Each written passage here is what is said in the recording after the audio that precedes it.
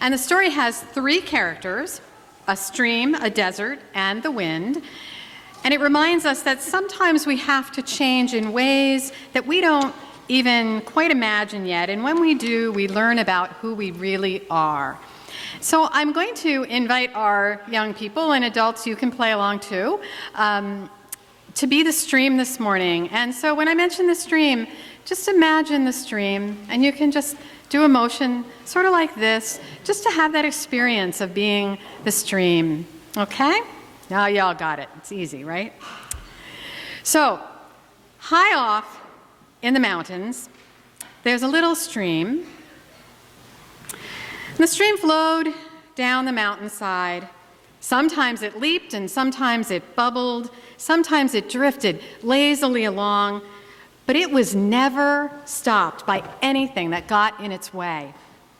Until one day, it reached the edge of a vast desert, and it thought, nothing has stopped me before, I will get past this too. So the stream flung itself at the desert, and flung itself at the desert. But each time its waters got swallowed up by the hot sand. The stream was determined to find a way. So finally, the stream said to the desert, I know I need to cross this desert, but every time I try, the sand swallows me up. No matter how hard I try, I can't go any further. And the desert said, you won't be able to cross the desert the same way you flowed down the mountain. You can't hurl yourself at the desert. You won't ever cross the sand that way. You will disappear. You must trust instead for the wind to absorb you and carry you across the desert. You must let yourself be carried. The stream didn't like this idea one bit. The stream had its own nature and its own identity. It did not want to be absorbed into the wind and carried. It was afraid. Well, the desert sand wanted to make the stream feel less afraid. So the desert said, you can trust the wind. If you let yourself be absorbed by the wind, it will carry you across the desert and let you fall again on the other side to be a stream again. Well, the stream was still not convinced, was worried that it wouldn't be the same stream that it was now. The desert understood this and said, you won't be the same stream you are now, even if you keep flinging yourself at the sand. But if you let the wind carry you across the desert, the real heart of you will be there on the other side. The essence of everything you truly are will flow in a new course. You will be a river that you can't even imagine right now. The stream thought about this. The stream took a deep breath and then let go, giving itself to the power of the wind. The wind raised up the stream as a mist and carried it in its strong and loving arms high above the desert sand. And then the wind let the stream fall again softly on the top of a mountain far, far away. And the stream began to understand who it really was, and it began to understand what it meant to be a stream. Thus ends our story. Transformation has become a kind of buzzword among Unitarian Universalists. We want to transform ourselves and the world around us. We often have strong opinions about what that might look like and feel like. The current situation in our nation has only made this desire for transformation feel more urgent than ever. As Unitarian Universalists, we talk of our desire to build beloved communities that are anti-racist and multicultural, compassionate, and just. Like the stream in our story, striving to cross the desert, we hurl ourselves forward, determined to overcome any obstacles. Like the stream, we are unwilling to be deterred. But when obstacles are encountered, the old methods will no longer work. To keep going in the same old way will get us nowhere. The stream, though, is terrified to change its ways, terrified of losing its identity. This is the rub. This fear that transformation will take something of our identity or will change us in ways that were not of our choosing. Most of us would be willing to change if we could be certain of the result, right? If we knew we would transform from a caterpillar to a butterfly, we would all quickly volunteer for that, right? Or if we could transform into a comic book superhero like Wonder Woman. Her transformation into Wonder Woman was accomplished not by breaking through a chrysalis, but by, anybody here know? Do you remember? Some of you must have grown up with Linda Carter and Wonder Woman like I did. She transformed by spinning around. Wouldn't it be great to be able to choose exactly how we'll change? Wouldn't it be great to spin around and become whatever your version of Wonder Woman is, and then to be able to run out and save the world? Wouldn't it be something if the transformation always looked so beautiful, seemed so easy, like a butterfly or a superhero? Wouldn't it be great to know how it is going to turn out? Maybe, maybe not. Rachel Hoddes, in her poem Metamorphosis, observes that transformation does not work that way anyway. She says that it sneaks up on us, it creeps up on us in slow motion, she says, inexorably, in a way that cannot be stopped. And that is exactly what makes transformation scary and mysterious. Hoddes asks a very telling question. She asks, why does transformation sneak up on us? Well, the simple answer is because it's a creative process. Because it is a process of becoming more whole, more fully human, and none of us gets to be in total control of that.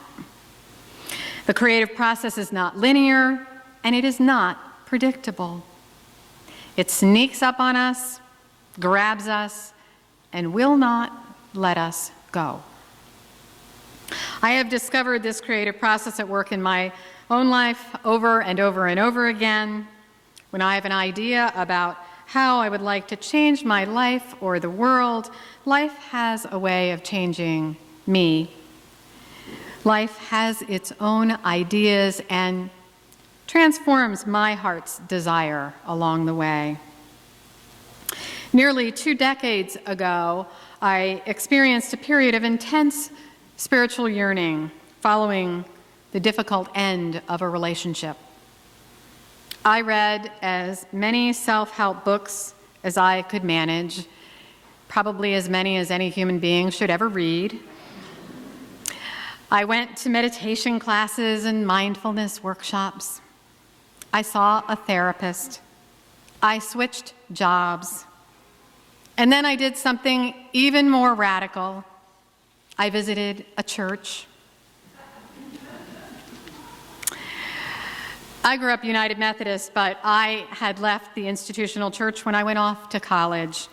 I dabbled in churches from time to time as a young adult, but I had trouble finding one that made sense to me, one where I belonged, until I walked into a Unitarian Universalist church one Sunday morning as part of that spiritual quest and yearning. It was summer. The service was lay-led. The congregation's minister had recently left to serve another church. An interim minister would not be starting for another month. Well, by the time the new minister arrived, I knew I was a Unitarian Universalist. Up to that point, I just had not had a name for it. Then my minister led a women's curriculum called Cakes for the Queen of Heaven. And in the company of my minister and other women who were exploring the feminine divine, I discovered that I was a stream trying to cross a desert.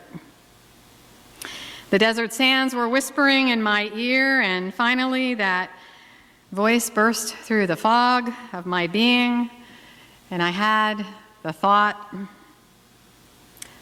I think I am being called to ministry. No one was more surprised than me. It truly sneaked up on me.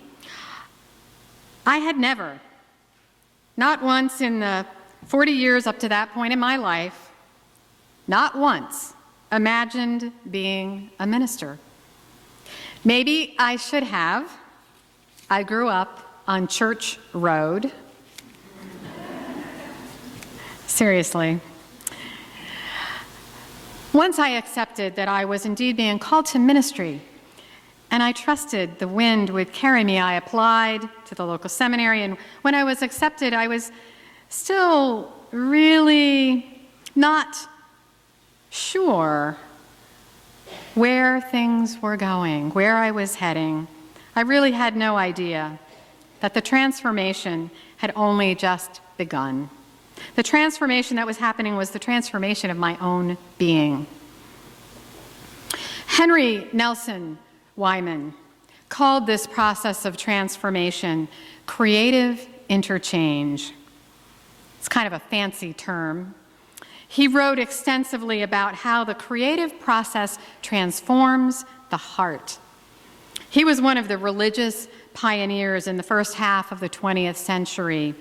He was first ordained as a Presbyterian minister in 1912, and he switched his affiliation and was fellowshipped in 1950 as a Unitarian minister. Wyman believed that religious questions can be grounded in science.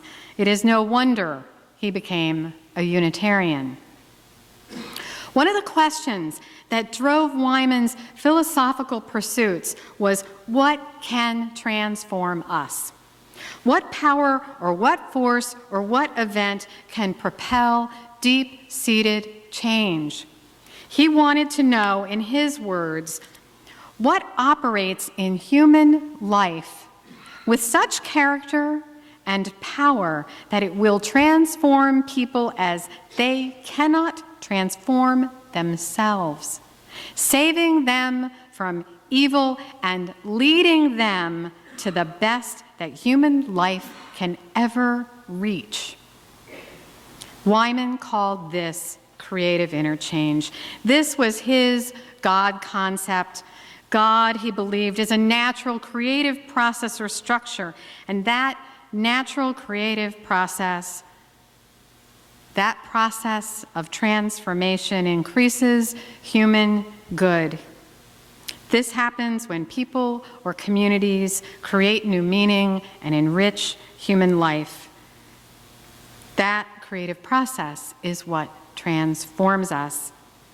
It does not shape the world to what we desire so much as it transforms our desire. According to Wyman, the creative event cannot be used to shape the world closer to the heart's desire because it transforms the heart's desire so that one wants something very different from what one desired in the beginning.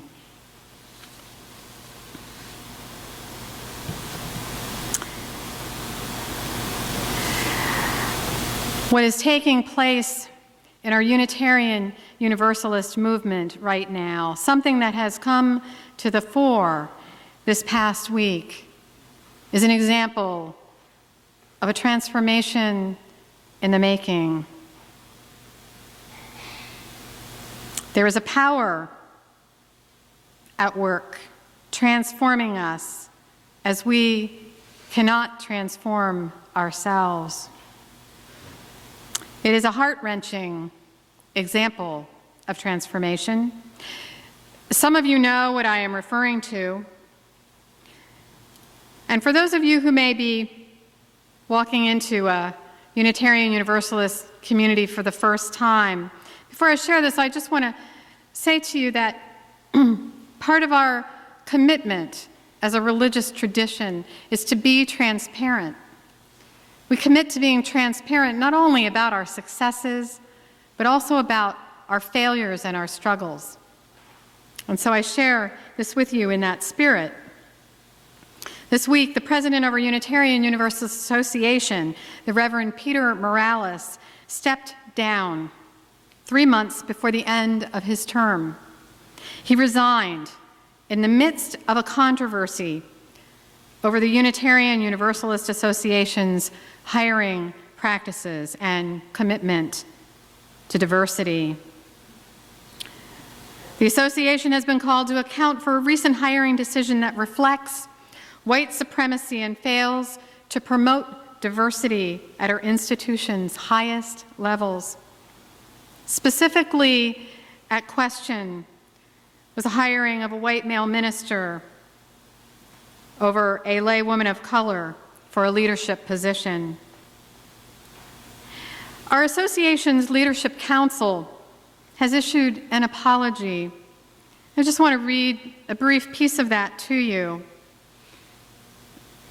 They said, "We take very seriously the question of how our policies, practices, leadership, and culture systematically center and advantage white people within Unitarian Universalism. We acknowledge that it is past time for us to examine more deeply than we ever have the patterns of institutional racism that are embedded in our practices of leadership, including hiring. It has been humbling," they continued, "devastatingly sad and inspiring to read so many courageous calls to a deeper justice, to more courage, more faithfulness from us, especially from Unitarian Universalists of color, who have helped us hold a mirror to our own institution. We recommit ourselves and our service to this call."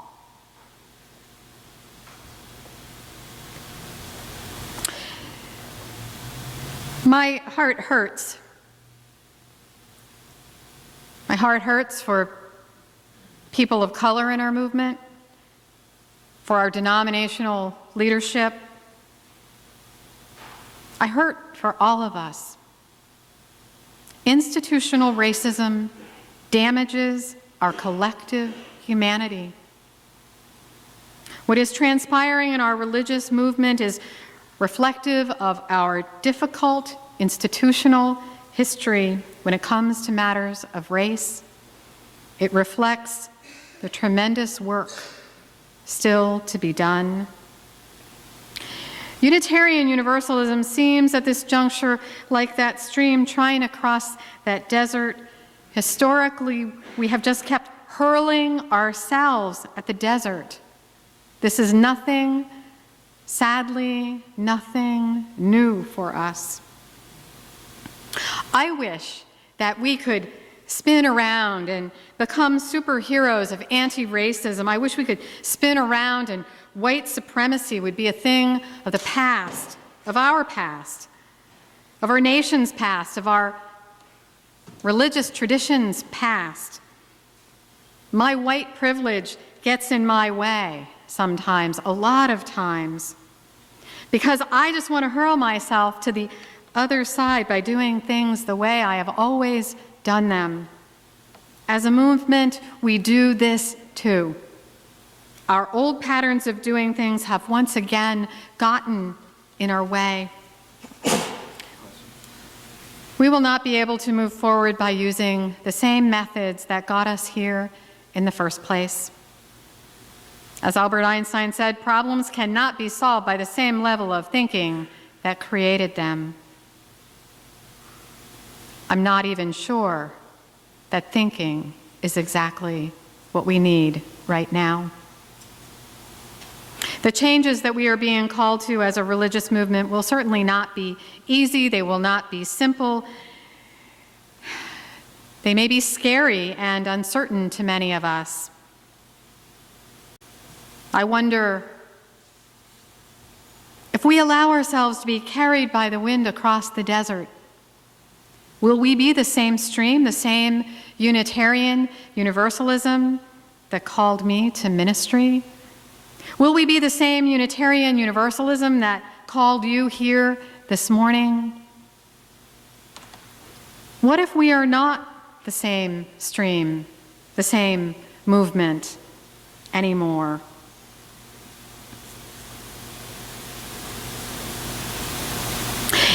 It is time for us to take a deep breath and to let go.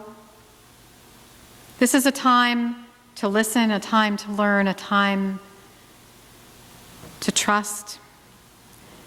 Because what could be more scary than to keep hurling ourselves at the desert, where we will surely be swallowed up by the sand? What could be more scary than to keep hurling ourselves at that desert where we will surely fail to live up to our highest ideals? What could be more scary than remaining just as we are?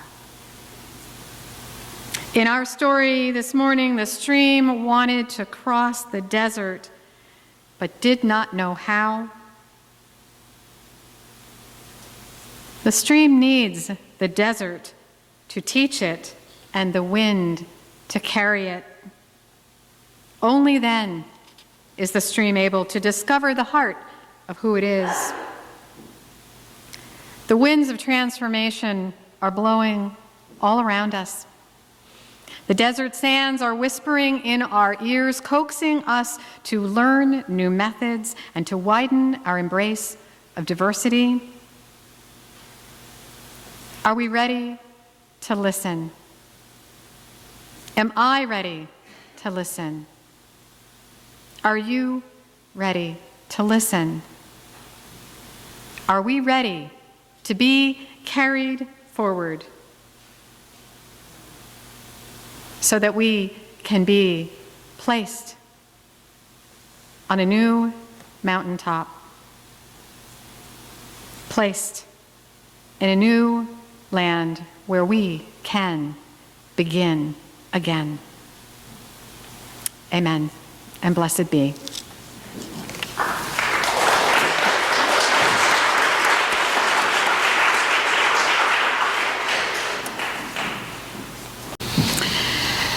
Friends, when the Spirit says do, you gotta do. Oh, Lord. When the Spirit of life, when the source of love says do, laugh, sing, be, breathe, you gotta do. Friends, may we go out into the world, out into this beautiful and fragile world of ours, heeding that Spirit of life, listening deeply for where we are being called. Amen. Blessed be.